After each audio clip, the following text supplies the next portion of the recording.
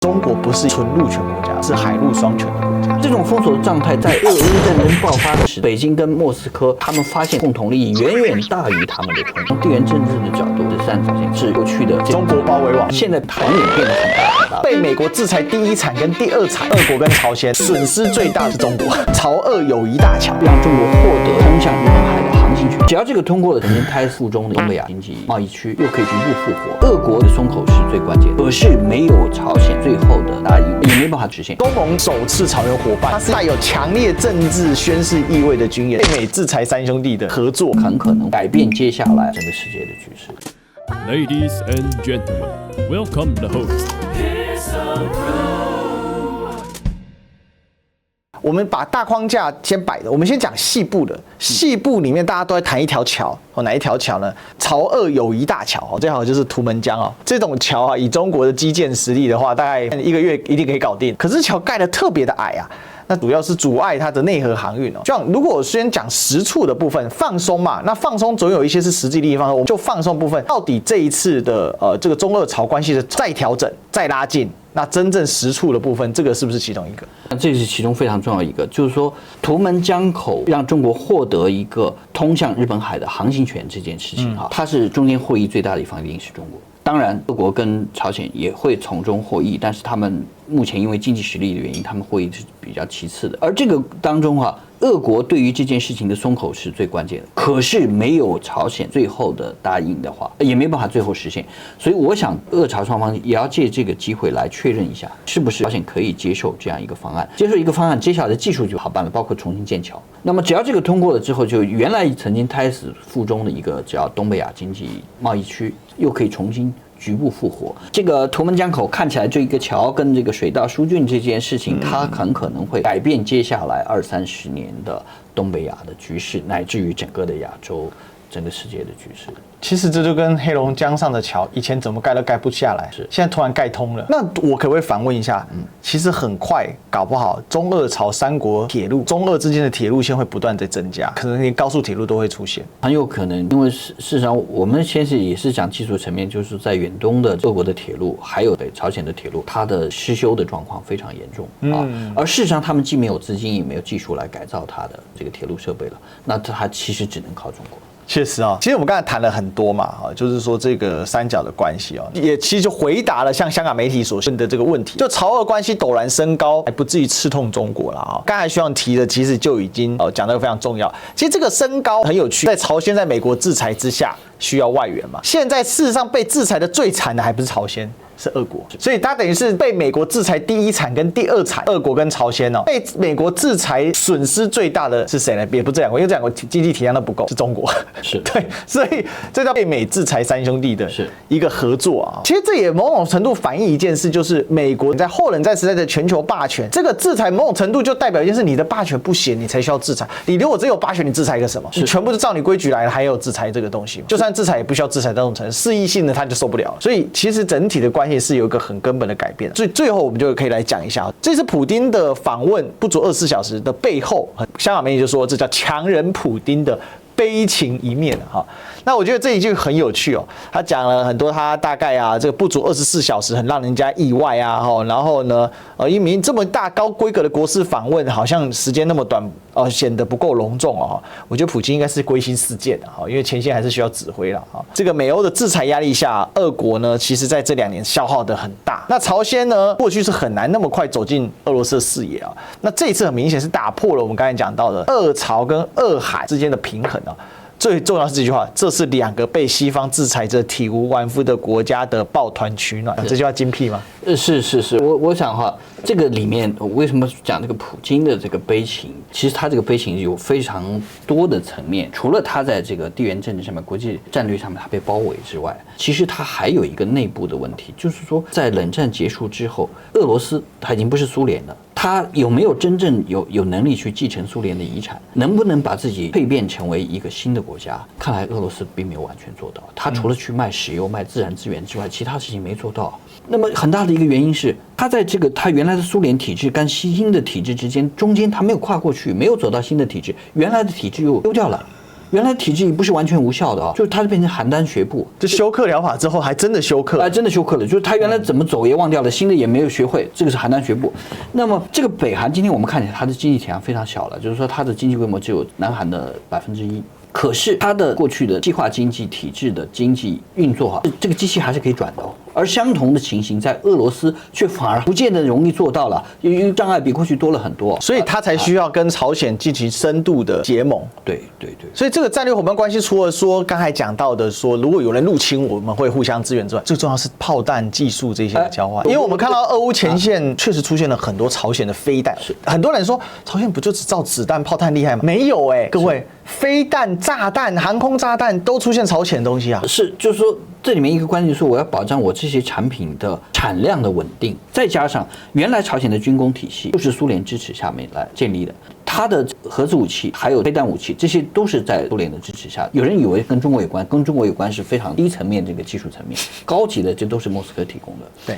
所以我这个既然体系都是一样的武器规格也是一样的，我拿过来就可以直接用，对接没问题。对。所以这是普京这一次去找朝鲜，虽然是个抱团，但某种程度上也是一个契机嘛，等于是恢复了这个对接的过程。然后这也验证一件事，就是俄国事实上在叶尔钦的休克疗法之后，真的是被搞惨了，搞了半垮。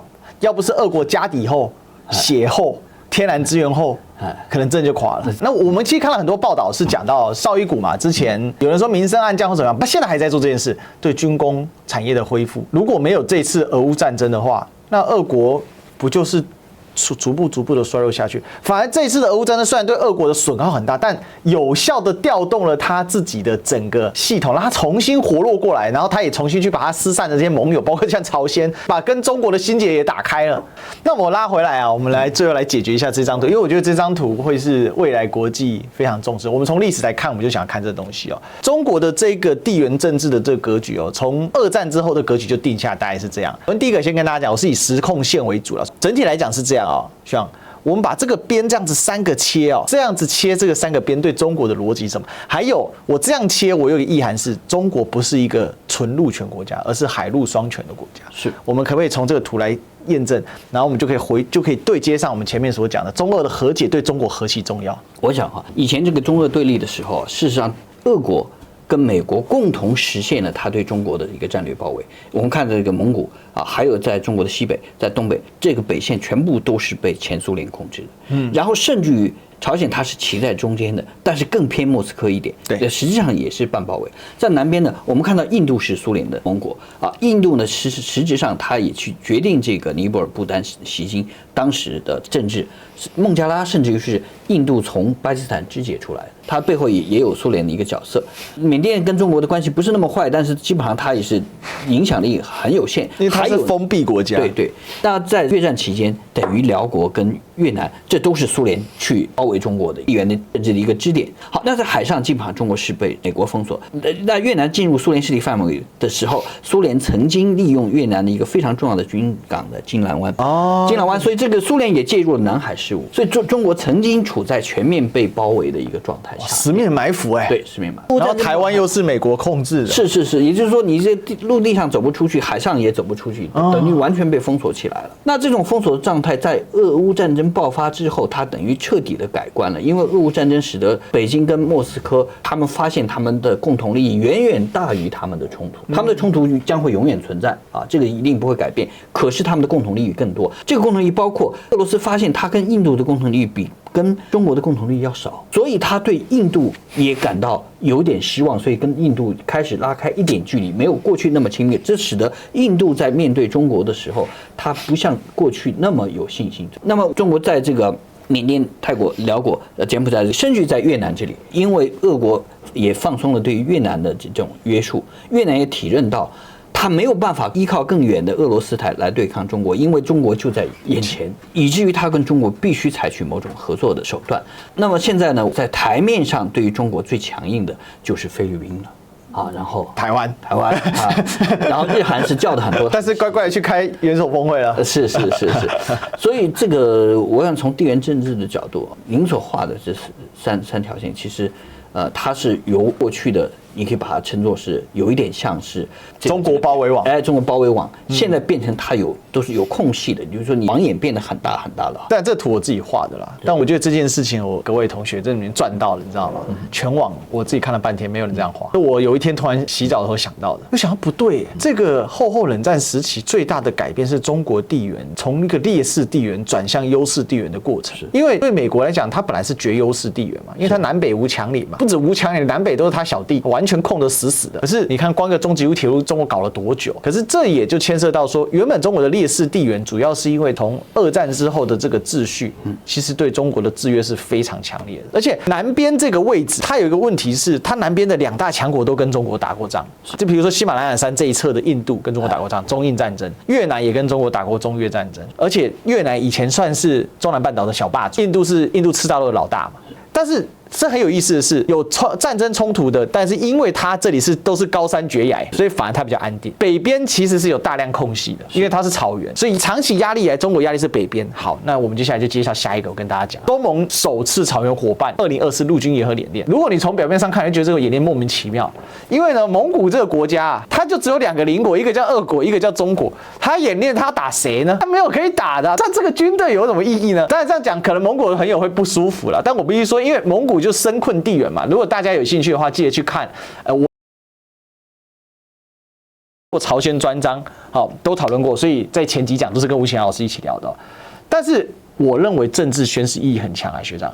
这个中蒙草原伙伴协定的政治宣传那我们来看一下中国国防部怎么讲的。他说啊，一是指挥控制上的联合融合，哇，两军融合啊；二是科目上的突出紧贴实战，好，那就是打真的。实际融合。第三最重要，在交流合作上突出互信友好。它是一个实际的军演没错，但是它是一个带有强烈政治宣示意味的军演。草原伙伴2024，需要。这个跟我们刚刚讲到啊，就是说中俄朝关系，还有中俄印关系、中俄越关系，这是一样的哈。就是说这个本来蒙古也是苏联跟俄罗斯去制约中国的非常重要的一个棋子，它等于说我们看中国这个在这里的边界很不自然，它被压进来了一块啊。对，它的最重要的一个设计者其实就是俄国嘛。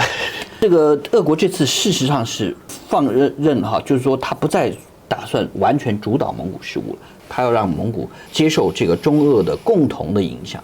那蒙古自己呢，他一直想要去像当年的这个朝鲜李朝一样寻求第三邻国，可是他很遗憾，他自己找不到第三邻国。没有啊，没有。他最近的是哈萨克，对，比他更内陆。对，所以蒙古的高层政界他必须接受这个现实，就是他只有这2个邻国，而这个2个邻国里面的实力又差很多，就是他传统上面一定是跟中国之间的关系更接近。尽管蒙古社会非常非常的排斥中国，对，可是蒙古的政界人士当然就体认到他们没有太多选择。